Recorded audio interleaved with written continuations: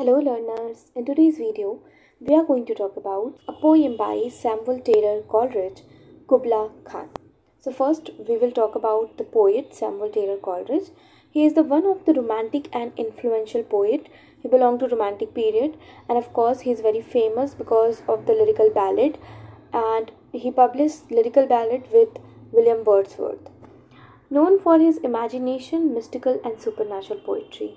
Samuel Taylor Coleridge जो थे उन्होंने अपने पोएम्स में बहुत ज़्यादा imagination mysticals and super natural चीज़ों के बारे में पोएम्स लिखी हैं. Now about Kubla Khan is that Coleridge claim that poem came to him in a opium induced dream in 1797. Means Coleridge ने ये क्लेम किया है कि ये जो पोएम है ये पूरे पोएम के बारे में जो भी उन्होंने लिखा है वो सब कुछ उनकी ड्रीम में आया था और वो ड्रीम उनको 1797 में आया था. When he woke up he start writing but he was interrupted by a person from Porlock. जब वो उस सपने से वापस जगते हैं तो उन्होंने वो पोएम लिखना शुरू कर दिया था पर वो एक पर्सन ने उनको इंटरप्ट कर दिया था और उस पर्सन को वो कहते हैं person from Porlock. Could not complete the poem therefore it remain fragmentary and visionary. ये पोएम जो है वो कंप्लीट नहीं हुई थी इसलिए ये पोएम बहुत ज़्यादा इमेजिनरी है और पोएम की कोई एंडिंग नहीं है. The poem is written in 54 lines and it is written in irregular metre and rhyme. मतलब कोई मीटर और राइम नहीं है. The poem is very irregular और इसमें टोटल 54 लाइन्स हैं. Now the in short explanation of this poem is it is a dream-like poem describing a beautiful mysterious palace built by Kubla Khan, the powerful flow of nature around it and the poet's wish to create a similar vision through his imagination. ये जो poem है ये एक palace के बारे में कि कैसे कुबला खान जो एक पर्सन है वो एक बहुत मिस्टीरियस और ब्यूटीफुल पैलेस बनाता है और वो पैलेस ऐसी जगह पे है जहाँ पे चारों तरफ उसके नेचर ही नेचर है और पोएट ने वो सब कुछ जो उन्होंने सपने में देखा है वो सब कुछ अपनी इमेजिनेशन के थ्रू वो इस पोएम में लिखने की कोशिश की है. Now I am going to give you a short explanation of this poem because the poem is very long. It has 54 lines. तो मैं आपको एक short summary समझा देती हूँ इस पोएम की. So the whole poem is about the palace जो कि कुबला खान ने बनाया है एंड जो पैलेस है वो एक ब्यूटीफुल और मैजिकल जगह पे प्लेस्ड है जिसका नाम है Xanadu. Okay, Xanadu is very important name जो कि आपको याद रखना है इस पूरे पोएम में. And of course the river which is Alph. और ये जो पैलेस है ये बहुत मिस्टीरियस जगह पे है जहाँ पे पास में एक नदी बह रही है जिसका नाम है आल्फ. और ये जो नदी है ये बहुत अंधेरे वाले गुफाओं से होके जाती है और फाइनली एक समुद्र जो एक बहुत गहरा काला समुद्र है उससे जाके मिल जाती है. ये जो पैलेस है इसके चारों तरफ बहुत ज़्यादा ग्रीनरी है, फ्लावर्स हैं, ट्री है और जंगल हैं जो काफ़ी पुराने जंगल लग रहे हैं. And there is also sunny spots मतलब धूप भी आ रही है वहाँ पे. ओके और ये जो पूरा एरिया है ये वॉल्स और टावर से सराउंडेड है. तो मतलब ऐसा फील हो रहा है उनको देख के जैसे कि कोई स्वर्ग है, कोई पैराडाइज है. एंड जो ग्राउंड है उसमें बहुत सारी क्रैक्स हैं जिसमें से अचानक से एक फाउंटेन निकलता है मतलब पानी का फवारा निकलता है और this makes the river move in winding path before it reaches the C.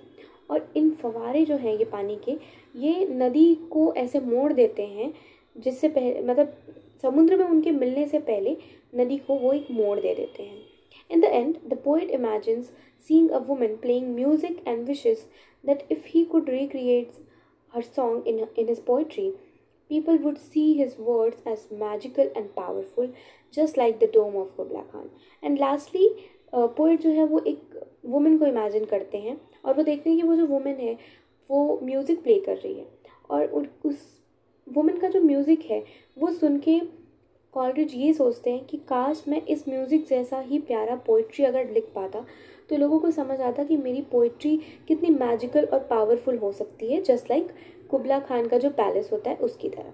Okay, so this poem is all about the imagination of magical palace which is placed in Xanadu and which was made by Kubla Khan जिसके around river है जिसका नाम आल्फ है, और river के चारों तरफ, उस पैलेस के चारों तरफ फॉरेस्ट हैं, डार्क केव्स हैं, फ्लावर्स हैं, सनी स्पॉट्स हैं, मतलब धूप भी आ रही है वहाँ पे। And lastly he saw the women, ठीक है, जो म्यूजिक प्ले कर रही है।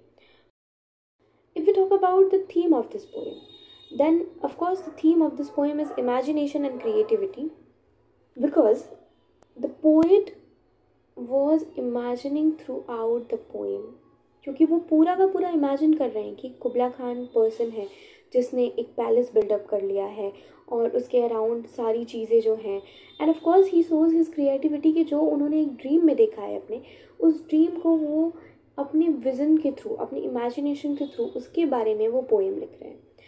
The second theme is man versus nature, कि एक पर्सन एक नेचर के अराउंड जो ऑलरेडी एक हेवन जैसा है, उसके अराउंड भी एक अपना महल बना रहा है, उस हेवन के बीच में, उस पैराडाइज के बीच में। And because Samuel Taylor Coleridge जो है वो रोमांटिक पीरियड से बिलोंग करते हैं, तो उन्होंने ये भी दिखाने की कोशिश की है कि Y nature is so beautiful, so wonderful, कि नेचर इतना सुंदर है कि वो उसको अपने पोएम में उसकी ब्यूटी को भी डिफाइन नहीं कर पा रहे। Okay, then fragmentation, because how the crack on the ground shows us कि कैसे हमारा नेचर भी फ्रेगमेंटेड है, बिखरा हुआ है, बिकॉज ऑफ अस, क्योंकि हम नेचर से बहुत ज़्यादा डिमांड करते हैं, और इतने प्यारे नेचर के बीच में भी हमने अपना घर बनाने का सोचा है, जबकि नेचर ही हमारा घर हो सकता है और उसमें रह के हम नेचर से कनेक्टेड हो सकते हैं। Then the supernatural and mysterious, of course supernatural because the place is also supernatural. The place which come in Samuel Taylor Coleridge dream is supernatural and magical, जिस प्लेस का नाम जनाडू है, जो कि एग्जिस्ट नहीं करता हमारे रियल वर्ल्ड में, उस प्लेस के बारे में वो बात कर रहे हैं। तो that is super natural and of course mysterious, because वहाँ पे फॉरेस्ट हैं, वहाँ पे फ्लावर्स जो हैं वो एकदम पैराडाइज फील दे रहे हैं आपको। So these all things is about the imagination, the visionary and the dream which comes to Samuel Taylor Coleridge. So that is all about Kubla Khan. If you have any query, any doubt about this topic or any other topic, you can comment below and have a nice day.